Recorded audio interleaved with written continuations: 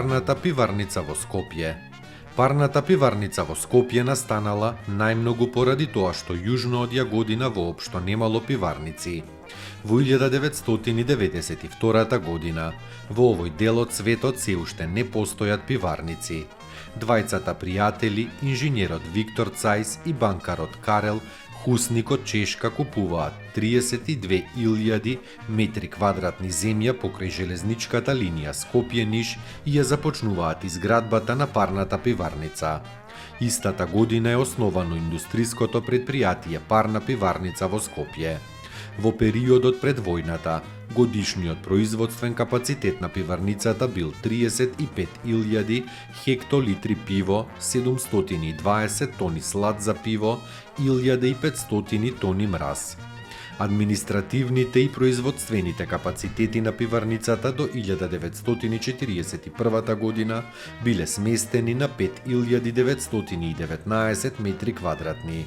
Тие опфаќале главна фабричка зграда, одделение за слад, мелничко одделение, одделение за варилници и варење на пивото, одделение за ладење на пивото, одделение за ферментација и одделение за одлежување на готовото пиво, одделение за миење, полнење и за пастеризирање на пивото, заедно со 4 одделенија: за киснење на бурињата, за миење на бурињата, за смолење на бурињата и за полнење на бурињата со пиво и за производство на мраз, како и одделенијата за машинско и техничко одржување. Номиналното работно време пред војната било 8-часовен работен ден, поради тоа што пивото најинтензивно се трошело во летниот период. Од 1 април до 30 септември се работело секој ден. Во есенскиот и во зимскиот период се работело само 3 дена неделно. Во последните 3 години пред војната трошењето и производството на пиво пропорционално се зголемуваат и тогаш секојдневно се работело во текот на целата година.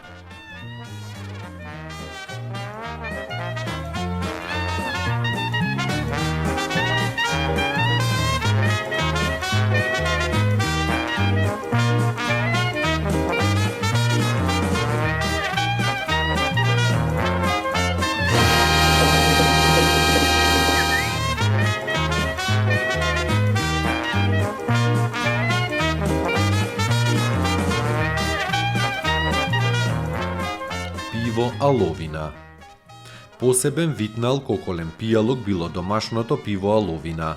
Тоа се приготвувало со киснење и набубрување на јачмен или овес. Потоа се сушело и се мелело за да се добие брашно. Од добиеното брашно се замесувало тесто со студена вода и се ставало на дното на некој сад. Врз него се поставувал вжарен камен и веднаш потоа садот се полнел со врела вода, пошто доаѓало до вриење, односно ферментација.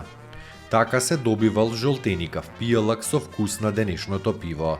Слични напитоци на пивото кои за одредени народи представувале традиција, а кои многу се пиеле во Скопје биле бозата и салепот. Бозата и салепот како турски национални пијалаци станале омилени кај македонското население. Бозата се добивала со алкохолно вриење на просејано пченкарно брашно со додаток на брезов сок.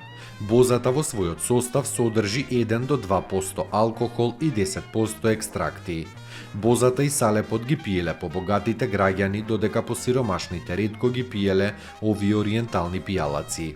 Под поимот боза се подразбира освежителен пијалак од пченкарно брашно, односно под киселен пијалак приготвен од превриено брашно од просо или од пченка. За боза се смета и густ кисел пијалак од жито, пченка, ориз и вода. Зборот салеп има значење на растение, ботанички орхис, вид растение со грудчиња на коренот, потоа пијалок од растението салеп, салеп како и сушени компири, грудчиња на растението орхис, од кои се прави напиток, а се употребува како лек. Во периодот меѓу двете светски војни постоеле улични продавачи на боза и на салеп. Таму е Скопје, град мој љубав лише, што ми расте сни. Вечно ќе ја